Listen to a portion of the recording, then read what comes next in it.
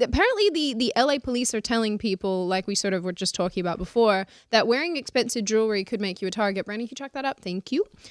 This is one of those things where I guess it just goes to show that California, with every new piece of legislation that it passes pertaining to crime, with every new move that it makes, I just feel like it's heading down such a crappy road if it's not already in the dirt. So this article says Los Angeles police are warning people that wearing expensive jewelry in public could make them a target for thieves. A note of caution as robberies are up citywide. The police department's suggestion Tuesday came as robbers smashed the front window of a Beverly Hills jewelry store in broad daylight and fled with millions of dollars worth of merchandise.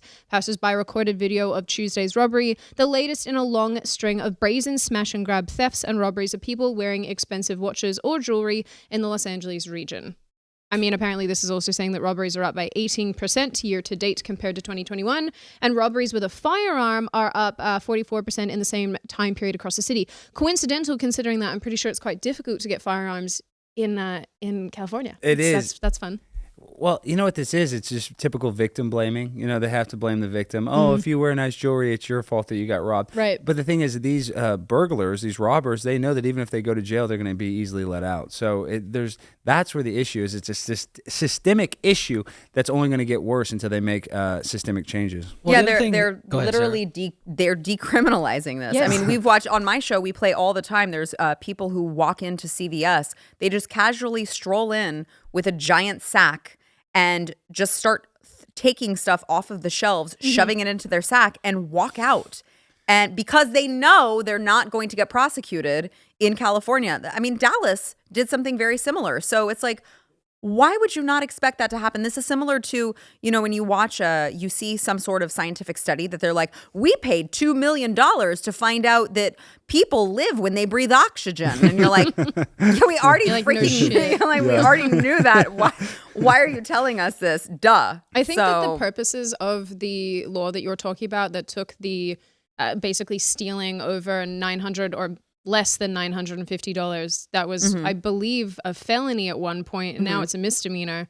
And so if cops are called to the scene, they're like, well, there's really no point in me doing anything about this because they're just going to be let go.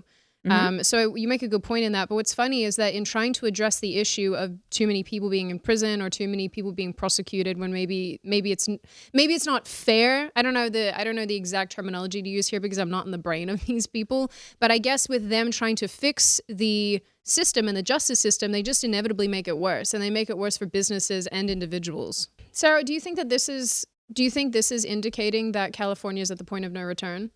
I think California was at the point of no return several years ago. Yeah. What point was it for you that you just went, man, this is it? I mean, I think the pandemic has just really, it's doubled down. California has doubled down on its own insanity.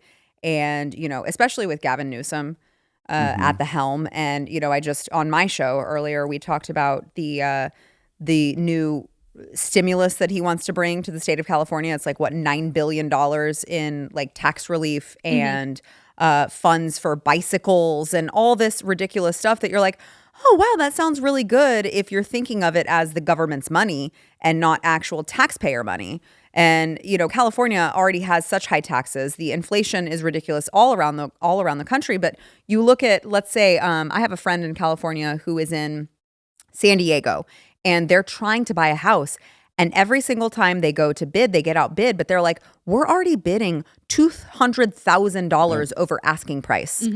And we're getting outbid by people. Like, it's insane. It is only there for the ultra, ultra, ultra wealthy. Everyone else is being pushed out of it. It's not sustainable for anyone else. If you enjoyed this video, hit like and subscribe to our channel so you'll be sure to see similar videos from BlazeTV with the added bonus of signaling YouTube that your voice and opinion still matters.